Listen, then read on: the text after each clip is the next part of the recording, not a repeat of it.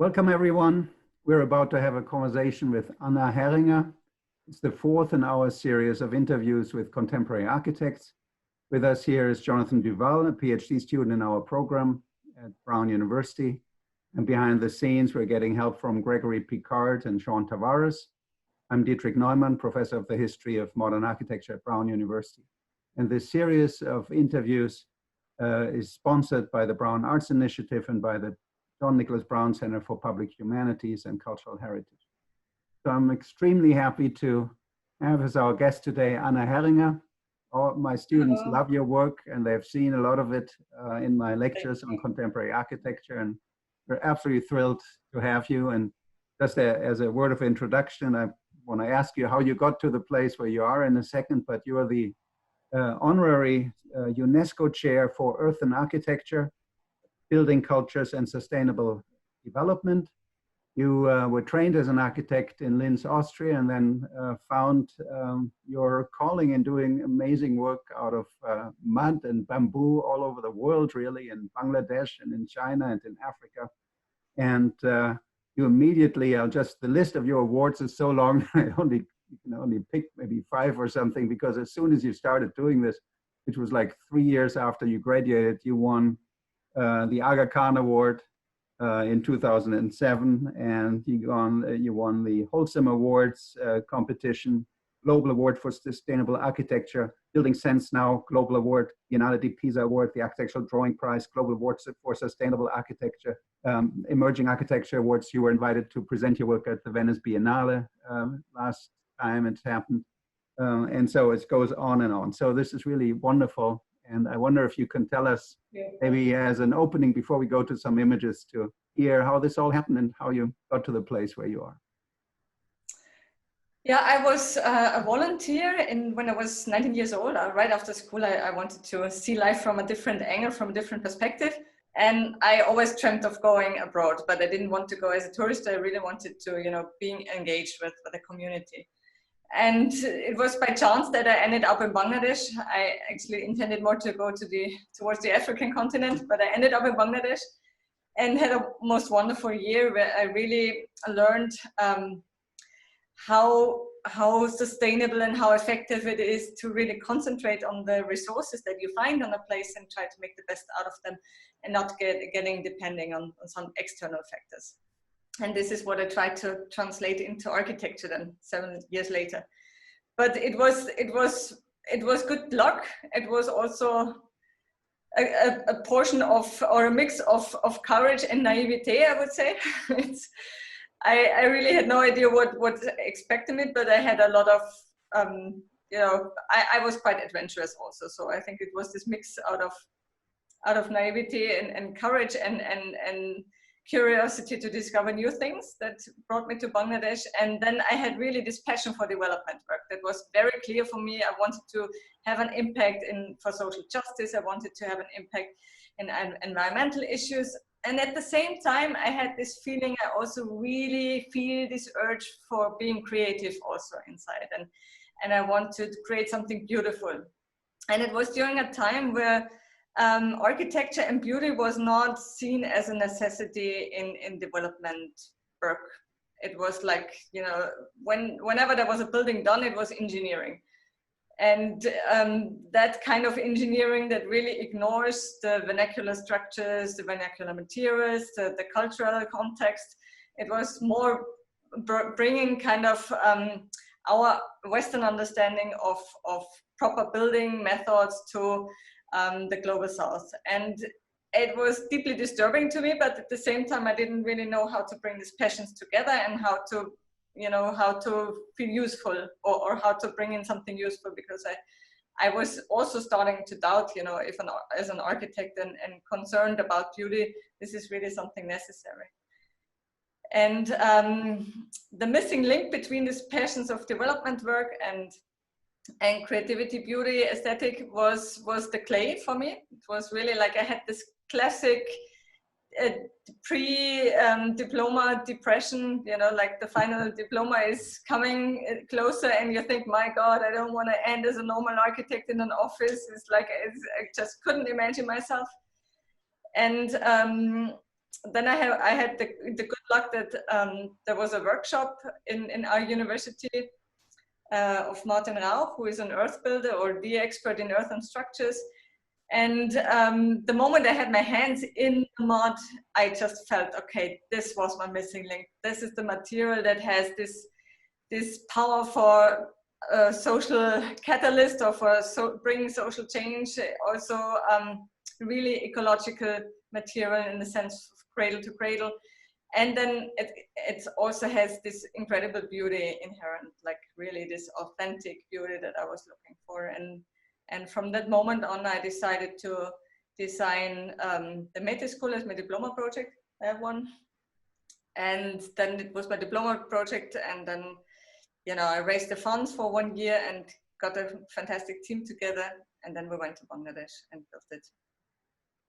So I used your mentioning of your school to jump into our PowerPoint to show some images, which I think perfectly illustrate the point you were making of beauty and architecture. Here's that school, and perhaps you can walk us through it a little bit more. And I think Jonathan has some questions about materials there as well. And so. Sure. So what I really was hoping for and what was my aim with this school was that I could show the beauty in the most ordinary materials and in earth and bamboo that have usually a very bad image in all over the world, unfortunately. And I wanted to bring the proof that it's possible not just to make small dark huts, but really like real architecture, real big construction as well. And that was the Métis School that I built. I mean, I did it as my master thesis, but it was for realization. I had my partner Eike Roswak with me and a team of craftsmen. And then, of course, the craftsmen in Rotopur that we trained all over the 6 months of construction process. And what was also really nice was that the kids also were involved in building the school. And that was the concept from the very beginning. Was my dream that the kids would be involved in building the school. And we had especially a team of teachers without Montessori teachers that were just responsible for taking care of their kids on the site and including them. And that's the most wonderful thing with working with clay or bamboo, but especially with clay, that you can involve anyone from small to old, weak, young, and also strong, of course. But it's an extremely inclusive material because it's just, you know, it's like clay. It's like normally the kids would have pottery workshops, and there they had a pottery workshop in a slightly bigger scale. But there's this urge in every person to feel needed somehow and to be, you know, doing real work and not just some side amusing things. And for the kids, I mean, just imagine if you're a small girl standing in front of that school building after 6 months and you know you did it with just your hands and the dirt underneath your feet. That gives an enormous boost of confidence in yourself, in your own talents, in the community, the team, and of course in the materials. And that was the most important thing for me, to raise the trust in those local potentials, in your own potentials, that all you need to do to make something special lies within you and lies just beneath your feet. And this feeling of trust, I think, and confidence is what is in the center of my work also. We'll see at the end. Sorry, go for it. How do you view your role as architect in projects like this? And how does that differ maybe from how most architects are working in the 21st century? For me, the process is just as important as the outcome. So that's, I think, something that is different. So because normally we have to focus on the outcome, on the nice pictures. But the process has a lot of social power. You know, it can be really a catalyst for change. And I think this is something we need to train also in architecture schools much more through design build projects, for example, that we really see, okay, the process can really bring a social change. And what is also for me, I think, very essential is that I look very carefully on every material that I have in the hands, and kind of multiplied by 7 billion people, the approach, the use of materials and the use of resources, like multiplying by the world's population in a way, and see, okay, what would be the effect if everyone would do it the way I'm planning to do it. And that gives me kind of the the compass through my work, that I'm saying, okay, you know, because it's not the big decision that is changing the world, it's the everyday small decisions that we're taking. And what my aim is, at the end of my career as an architect, I want to be able to tell myself, okay, the biggest part of my building budget was with people, with craftsmen, and not with a big industry, you know, where I kind of, I supported a big social injustice again, but I really want to bring, you know, to limit and contribute, especially contribute to social justice through my buildings. And I mean, we are dealing with big budgets in the end. I mean, not with the Métis school that was like 30,000 euro, but now I mean, we're dealing with millions of euro or dollar in the end, and that's a big money if we know, okay, I mean, we really can have a change. We can really make an impact with our work. Yeah. So your work was so successful that you immediately continued with another school there. Wonder, just out of interest, the clay you used there is, or the earth you used there is particularly rich in clay, right? I wonder if I dug some earth out of my backyard here in New England, if that would also work, or if it has to have a certain sort of density of clay that makes it particularly useful for building walls with it. Can you say something about that? Yeah, that's actually the nice thing, that the clay is everywhere different. It's actually not that rich clayish and in Rotepur, but the funny, I mean, the interesting thing for me is that every earth is different, and that requires a specific technique that has already an aesthetic outcome or characteristics. And then plus the climate of the places are always different wherever we go. And if we take these two parameters, we really create an architecture that is absolutely unique and that is very authentic. And I think that's kind of what we always, you know, trying to do in an unnatural way. We try to make something extraordinary and very special, and in a way it becomes also quite random. And through really having a focus on these two parameters, the climate and also the vulnerability towards of the natural materials, I think accepting it and not seeing this as a limitation is a wonderful source of creativity. For the people listening, myself included, who don't have much experience with these materials, what do you think are some of the properties that make mud and bamboo so rich as architectural materials? I mean, the ecological point of view is just fascinating. You take the material from the ground, you craft it by hand. Of course, you can do it in low-tech way, just by hand. You can do it in a high-tech way. You can also do it in grades in between. I think that makes it so applicable everywhere in any context, be it in an industrial country or in a jungle somewhere. So and then of course you can take it and you can recycle it as often as you want without any loss of quality. That's no other material that has this. You know, normally you have a certain loss of quality. It's not the case with the clay. And then you can return it back and put a garden on top of it. And you don't, you know, leave a desert behind. And that's a fantastic thing. And if you need to you know, if a corner is breaking, you just take the broken part, make it wet, make the corner wet, and put it back so it looks like before. So you can really also maintain it well. It's just what is, it has an image problem that is also, it doesn't have a lobby. It's not a centralized material that has you can put in a kind of, you know, a recipe that you own and how you say, looking for the word, help me. You have a patent, you don't have a patent on it. So it's something that is an emancipatory material. You know, you give the know-how to people and then people can use it and can multiply it. You need one or two guys on the site, or girls or women on the site who know how to use this material, and all the other one can be trained through the process. And that also, you know, you don't need this extra experts, and it's not a material that is very exclusive. It's an inclusive material also. Mm-hmm. And of course you can shape it in a very straight way, you can shape it in a curved way, and it has this roughness. It has, like, when we think of this brutalism, you know, or concrete walls where we like kind of the pureness, but at the same time it has also this warmth.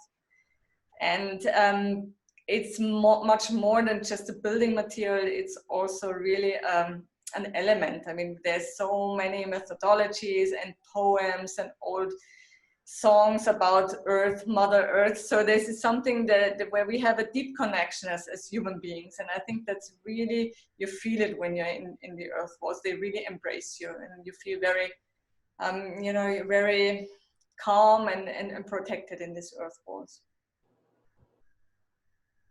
And besides this, it has also, of course, quite high-tech performance when it comes in regulation of indoor moisture. I remember when I lived in Boston or in Cambridge, I was wondering, you know, like every surface was sealed. The air was so dry in winter that all my family got sick because we were not used to this kind of indoor climate. And I was asking my colleagues, how do you deal with it? Because I couldn't really sleep of this dryness anymore. And they said, well, we plug in all our humidifiers. It's, what? I mean, first you seal every surface and then you plug in an instrument that, you know, that needs all this electricity to bring this moisture in the air. Again, I mean, my humidifier at home is my earth wall, and it works perfectly. So it has an enormous effect on the human body, on the health. And it's also good for absorbing smells and acoustically nice. So it has a lot of fantastic performances. Exactly, and I think this image in a way also speaks to that, because this enormous roof out of bamboo, and maybe we can talk about that as well a little bit, the material, which is in a way the second great material you've been working with a lot.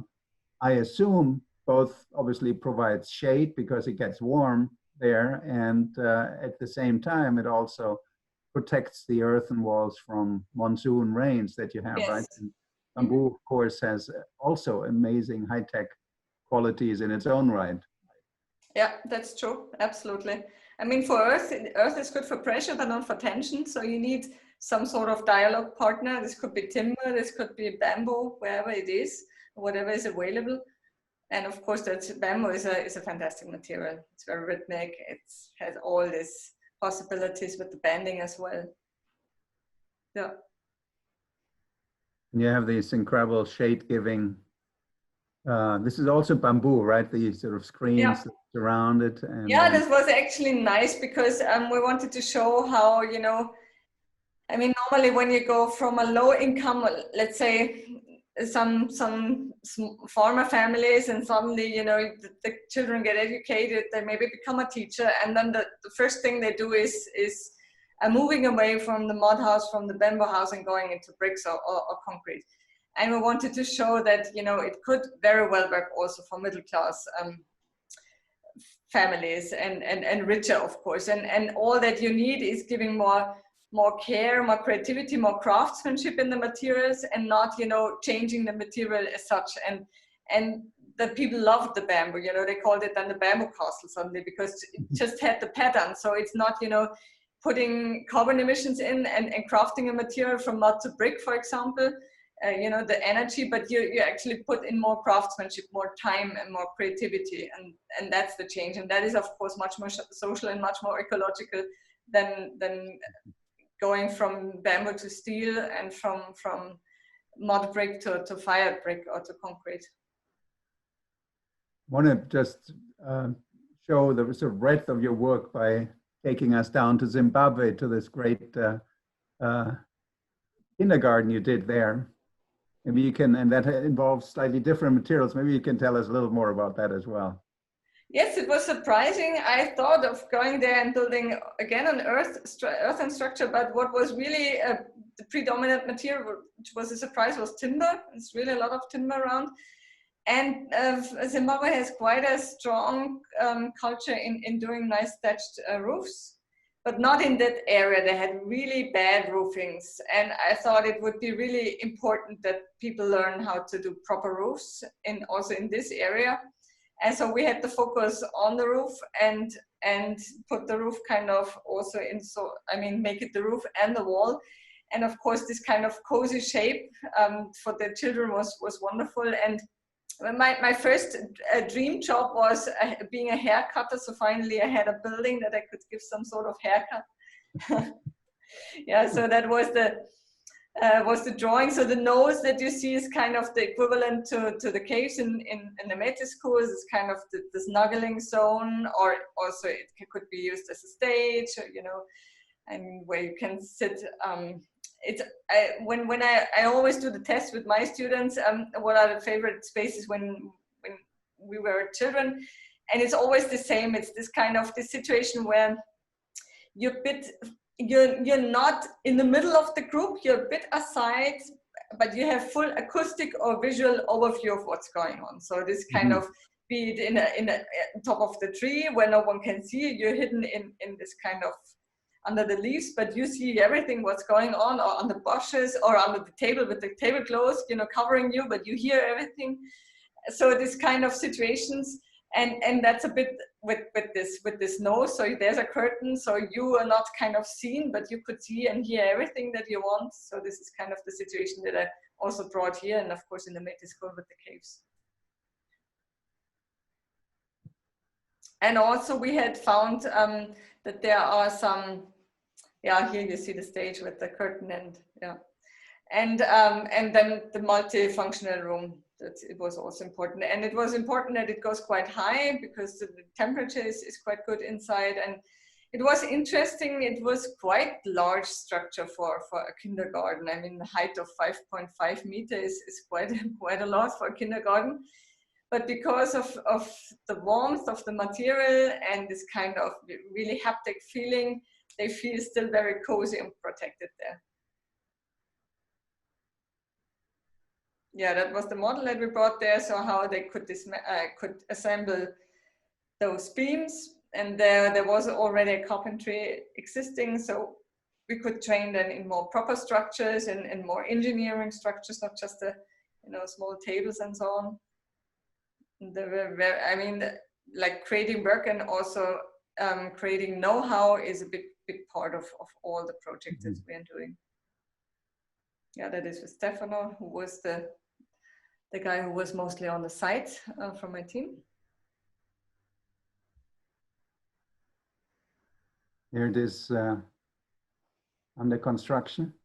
Yeah. And it's just so wonderful to see how you just, you know, adapt the local conditions and materials, and here the air, one imagines, rises up and escapes at the top, right? So that you have a bit of a draft going on, and it's very nice. I brought this short clip from the director. Yeah. You know him well, I'm sure, the director of the kindergarten. I'll let him talk for just a second. You know, these buildings of the kindergarten has been built in a special way, considering the climatic condition for this area, which is region 5. It's quite very, very hot. It can be really hot. So when you look up there, you see all these windows that are designed up there. They are actually designed to exchange the air so that the air can actually run up and down and have very nice ventilation for the children that will be inside there. And you can see the grass, which has been used to thatch the huts. It provides the right thickness for waterproof, at the same time also for temperature.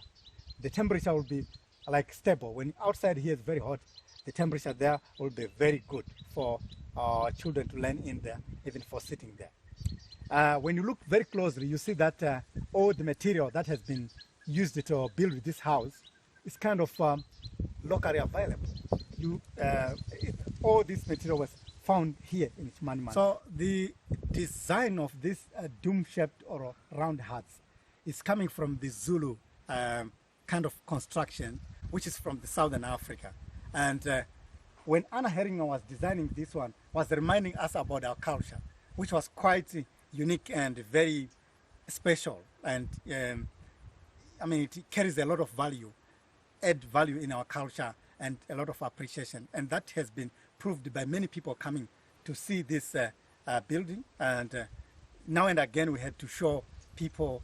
So I'll leave it there. He's just so charismatic and wonderful interpreter. Yeah, they're doing fantastic work. It's really, and it was so wonderful to see also the power of architecture, because that community is really doing incredible work in permaculture, really making a paradise in a very difficult and unfertile area. And And the nice thing is with architecture, they were always invisible kind of, because, you know, there were bushes and there were landscape, but and the huts were so small that they got overlooked. But suddenly with these two large structures there, people saw them and they got the visibility. And then suddenly also, you know, then officials came to visit the project. And that was really creating a lot of, it was good for the community also, that finally they got the recognition for the fantastic work they're doing in the field of agriculture. We'll move on to another project. I'll hand it over to Jonathan to go to the Biennale in Baoshi. And I was wondering if you could speak a little bit about your involvement with the bamboo architecture Biennale in China that you were a part of.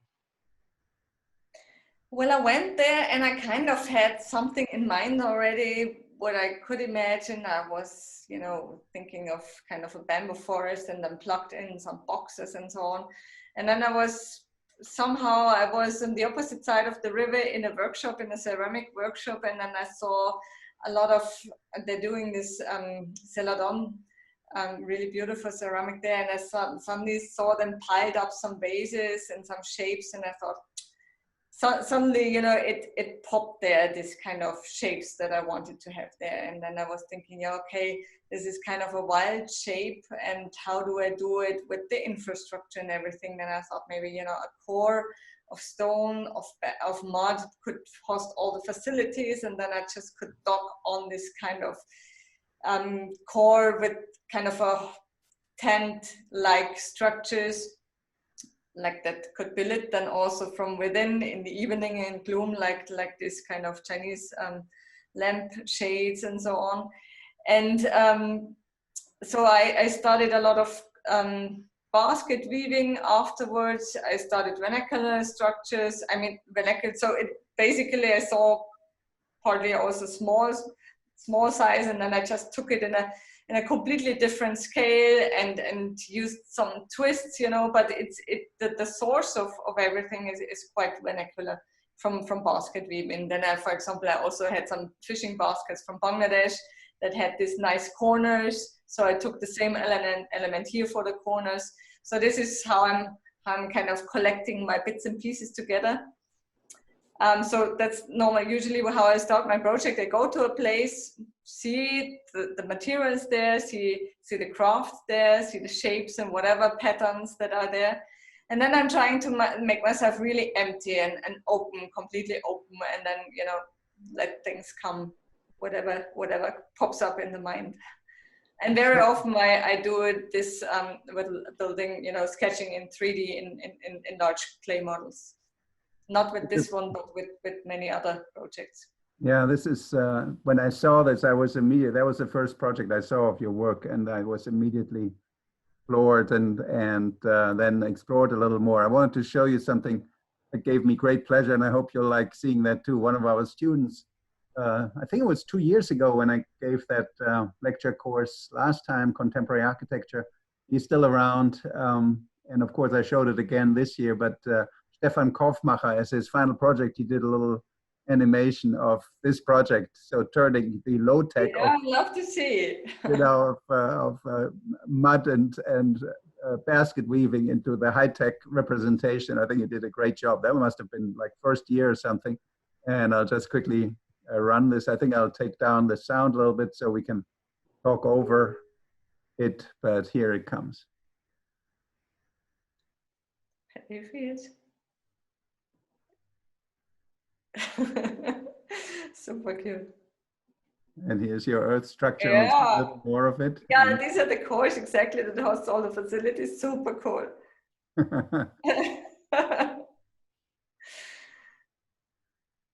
Yeah.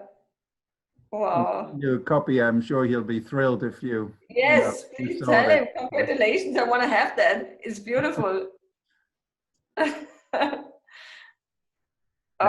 a nice effect.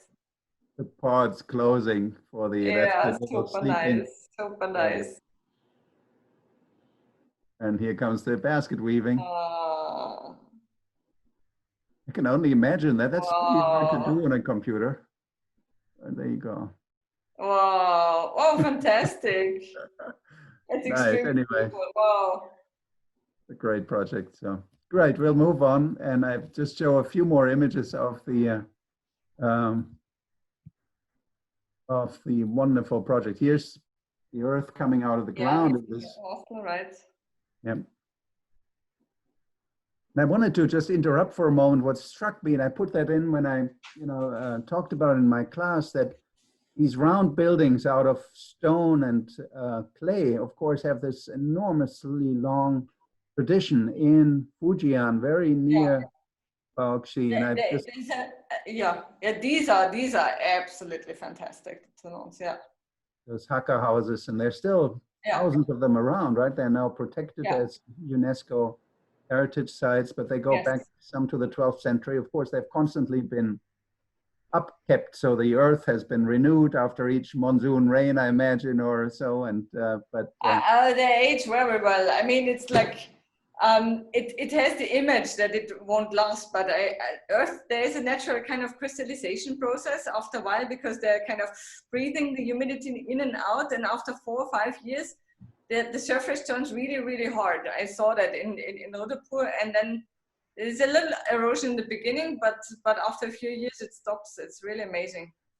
I love these, we think of the panorama. There's also, you can sort of imagine the sort of social togetherness and a little bit of a visual control going on about what's everyone doing in this roundhouse. It's like basically a big apartment complex. It's absolutely wonderful. Yeah, great. Yeah, and it's also a seismic area, I think. So the round shape is perfect. Mm-hmm. And you picked up on all of these traditions, and then here's the final product with the basket weaving. It's just so beautiful. It's my favorite image. That's just mind-blowing how you... Yeah, that's what I wanted, that part didn't work out. I really wanted to have it all sorts of, I wanted to use the textile of the yurts, I mean, it's not so far away, and then have something printed on in different colors, and then you could have it, like this. But unfortunately, they didn't get this textile. So that was the part there. You see, this textile was kind of, I asked them to change it, but I don't think that has happened. Yeah, that's the point. That was the only site I wasn't there. And of course that, none of my team was there. So of course things are coming out unexpected, but what was really nice, I met the contractor a few years later, and he only spoke Chinese, and I can't unfortunately speak Chinese, but it was translated. He was saying it was the first time in his life. He also did in Shanghai the expo, and he said it was the first project where he could really hire people, craftsmen or farmers or day laborer from the direct village and the direct place. Normally he has to bring in the experts from all over the places, and this was the first time he could really use also the local labor source, and they were really happy to be able to contribute and be part of this, and not just get aliens kind of brought in their village. So they really like it quite a lot. Yeah. Here we can see very well just the way you use the bamboo, which is already in and by itself such a strong and amazing material, as strong as steel in some ways. And Hong Kong is one of the few remaining cities where they use bamboo as scaffolding on skyscrapers. And it's easier to carry it up and build it with little knots, and they add it all up and climb up. There's, I found some films online, which I won't show now, but absolutely incredible that this material that grows back so fast, some bamboo swords grow like almost a meter in a day, so it's absolutely amazing. And you bundle them here just like a Gothic cathedral, the bundled pillars. So there is a certain sort of shared humanity in just figuring out how materials work and how you sort of exploit them best. It's just so touching to see that. Wonderful. Here's the interior. With your pods, you just go up the stairs and find your little room that's just as wide as a bed, I guess, right? And you sleep there. So it must be so amazingly wonderful. Yeah, this project also fantastic. Yeah, that was the latest project in Uddaypur, the place where, or the village where also the Metis school is, and the Desha building. And it's a center for people with disabilities. And what I wanted to show here, you know, the Mitte School, the Desche building are straight boxes, and we took a lot of effort to train people, you know, to make really straight walls and edgy and really good corners and everything, just to also show it. I think at this moment it was also important to train them in terms of quality, you know, that a wall is not just something, you know, you just somehow put the dirt, somehow pile it up somehow, but to make it accurate. But of course, clay also has this kind of plastic characteristics. And I thought it's actually nice to show that there's a beauty that also we people, we are not all, or we humans, we are not all the just practical box, and there are also that we are diverse, and there are people that kind of dancing out of the row, you know, that are special, and to show that there's a lot of beauty in that, and that we are not just all the practical rectangular functional box in a way. So that the building is really dancing quite a bit, and has really a very playfulness, and I think this is also, you know, that I think transmits quite from you know, from, I mean, at least the people that I know with disabilities, with the Down syndrome, for example, there is some kind of yeah, I think it just transports the atmosphere and the spirit of it. So with this kind of playful dancing of the building. And then of course you have the ramp that is kind of meandering all around the building. And it's the only ramp in a wide area. So for most of the people, they never seen a ramp, and they're like coming there and saying, why do we need this ramp? And then you start talking about why it's important. You give access, you know, there's an inclusivity, and you know, you start talking about this, and that raises a lot of questions and discussions. So already on the site, people were really, there were a lot of discussions on the ramp, and it's really, I thought we need to make a shortcut. People don't want to go around. It's really like a long, but I also enjoyed it, and I'm normally someone who's taking 2 steps at the same time because I want to be fast from A to Z. But I really enjoyed walking the stage, this kind of tilted way up, and the ramp, and you know, all these different angles to the village. It's really absolutely amazing how, and then the clay that is also so soft, so it's really, you're kind of gliding and also almost dancing through the building. And on the top we have a workshop for tailoring, because yeah, through some circumstances, I also ended up in having a textile company, Dietrich Textiles, doing fair textiles from Bangladesh. This is one of those products there. And they are located in the top floor, because we wanted to give not only a center, you know, where people can get healing, but also where they could also find work, and of course in an inclusive way. So this is the story of this building of Anandaloy. Wonderful. And that's one of your most recent ones. I also wanted to show, just for the fun of it, just as a, you know, I love these historical references, of course. You know, when you build with clay in China, we saw the references, and of course here in Yemen as well. Sana has, you know, a long, centuries-old tradition of amazing buildings of clay. And I wanted to show this, of course, when you were a professor at Harvard, professor of the practice, and you did this incredible installation right in front of the architecture school, and you got the Harvard professors to work with you. I had to chuckle when you said, you know, you involve the community, and here they are, our colleagues just up the street from Providence, with their wheelbarrows helping you build this installation outside of the architecture school, where it, of course, immediately engages in a conversation with reinforced concrete, almost brutalism that you mentioned in the beginning, right? And I'll just sort of end with this image here before we go back to a little more conversation without images. I think you pointed out in your wonderful TED Talk, we'll put a link to your TED Talk in the final version of this, how people were suddenly compelled to touch the walls, right? And, yeah, constantly. It's really funny.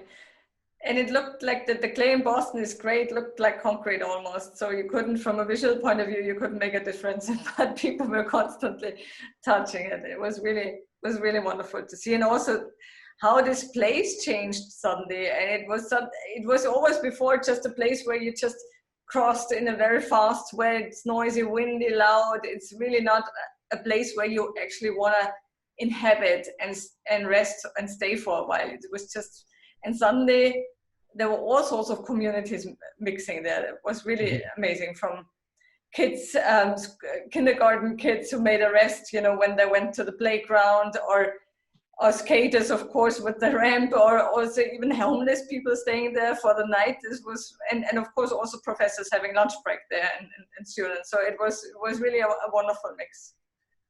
Incredible. I want to go back to just the three of us on the screen to talk about a few more broader things for a moment. This has been such a great conversation already, and we see this textile behind you that just so incredible how you weave in a way contemporaneity and even Bauhaus textiles. I see a little bit of sort of a historical trajectory there, and then contemporary work in Bangladesh and elsewhere. I know John had a few more questions, so we'll just get to a few broader themes of your work, and then we'll let you go. But it's so much fun. We could go on forever.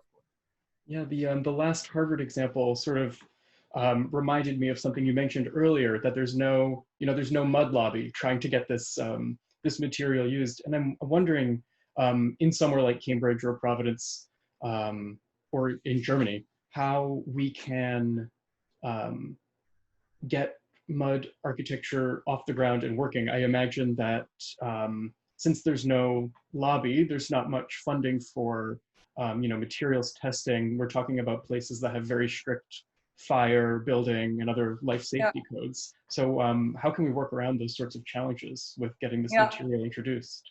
It's really a challenge. I mean, together with Lindsay Blairhow and Martin Rauch, I wrote a book, Upscaling Earth, where we tackle more about this issue. But I think the most important thing for me is also to have a carbon tax, really, on materials, that we say, that the cost of concrete as they are now, it's not the real costs. We should calculate in the cement all the impact it has on the environment. And I mean, there should be definitely, right now, building earth in our context is just much more expensive. And that's kind of completely unrational and unnatural in a way, because if we think, taking the local dirt and piling it with our hands or with machinery into walls, that is healthy for the human body, for the environment and the society, because it creates work. Why would that material be, have such a high price, while a material that is making harm to the environment, where it's not necessarily contributes to social justice and so on? Why is this kind of supported or cheaper in our economic system? And then I really think, we have to readjust our economic system, and it's man-made. It's not a natural force. We of course can change in it. That's what we have to do now. We really have to make truthful costs on all sorts of materials, steel and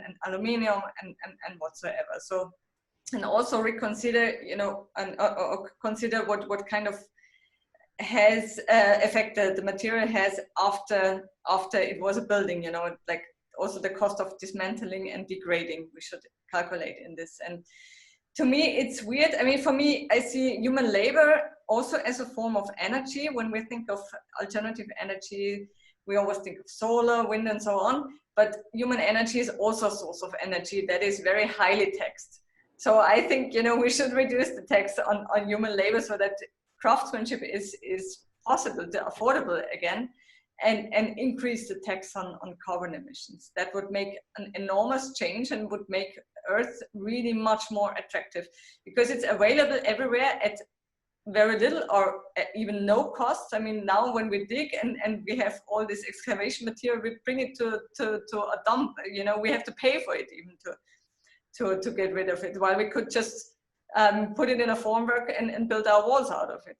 So our hope is that, there will be local manufacturing units that they have the machinery where you could bring your excavation material and you get your prefabricated piece of wall out of it, and then you mount it on the site and do the retouching maybe yourself. And if you can afford, then you hire the client, the craftsman for that. And that's certainly something that needs to be changed. But I mean, we have a growing labor force on the planet, and we have the material available, and it's, you know, mud is eroded mountains, it's eroded stones, so it's also something that happens continuously. So there's really, it's there in really abundance, this material.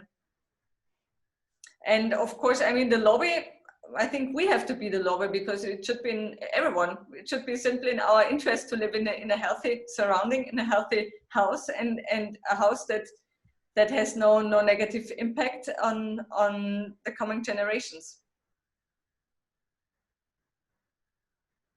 We wanted to, John and I have sort of chat a little bit about what we were interested in asking you about. And John said, you know, what about UNESCO? What do you do there at the UNESCO? What is that chair about? Can you tell us a little more before we? Well, it's a network normally of universities. Like kind of the mother organization is in Cratère in Grenoble in France, and normally it's this title is given to institutes who really have courses on disseminating the know-how on Earth. Because I mean, it's mainly the know-how that is missing, because the material is there, and also, of course, I mean, our understanding of research is always going normally, you know, you have to change the material, you have to renew, make something modern, but that's the fantastic thing with Earth. As itself, it has a fantastic performance already. And anything that you add is just harming, you know, and not necessary. What we have to relearn again is creating an architectural language out of material characteristics, and not, you know, creating something completely free, not kind of located to any place and out of the context, and then trying to pour the, you know, the material around it. So we really have to create again an understanding of material characteristics and learn to design with these parameters. And that's something that these institutes are training, and in a few cases it was also given to persons that are kind of disseminating this kind of program and this know-how. Incredible. Jonathan, do you have one last question for Anna? I think Anna already answered my biggest question, which is sort of how do we move this forward? And it sounds like, just like all of your projects are community-based, you know, getting Earthen architecture to work anywhere is community-based, which is really sort of a wonderful. Yeah, I mean, I'm right now doing a quite large structure in Germany, and it's really painful to see that the most logical material to use, the most common sense solutions are always the most difficult ones and the most costly ones. And there is, of course, I mean, the way our regulations are made and the norms are made, they are very much, you know, you can see, you know, who's getting the profit of it, and that's certainly not natural materials necessarily. So there's something that really needs a political readjustment, but something that won't come from the politics alone. It's something that we really have to ask for, and also from the universities, we have to create the know-how. Not just the universities, I mean, of course, architecture, engineering, but also craftsmen. But if architects want to build with it, of course, the demand is also coming, or the market is then also there for craftsmen to learn it. So it needs on all levels, it needs a lot of people to join in, but it's really absolutely worth it to do really buildings where, you know, okay, you're not harming anyone, you're not harming the planet, you're building up really a team spirit and a community, and that is so much more than just having a nice building in the end. So that gives a lot of happiness also. Exactly. I can report that our students were just totally in love with your work, and I wouldn't be surprised if you get some notes of students who want to be an intern in your firm, you know, coming over from the United States. But this has been such an inspiring conversation, and I can't thank you enough for giving us the time and telling us about your work. And we will continue to watch what you're doing and include it in our lecture courses, and hopefully stay in touch. And once we can all travel again, hopefully you can come over here and show us your work and build something on our campus as well and lecture for us. But for today, I just wanted to thank you, wanted to thank Jonathan. Thank you. It has really been an immense Pleasure. Thank you so much. Thanks, Dietrich. And thanks, John. It was very nice talking to you. And hello to everyone. I'm sorry that I can't see you directly, but maybe next time. Take care.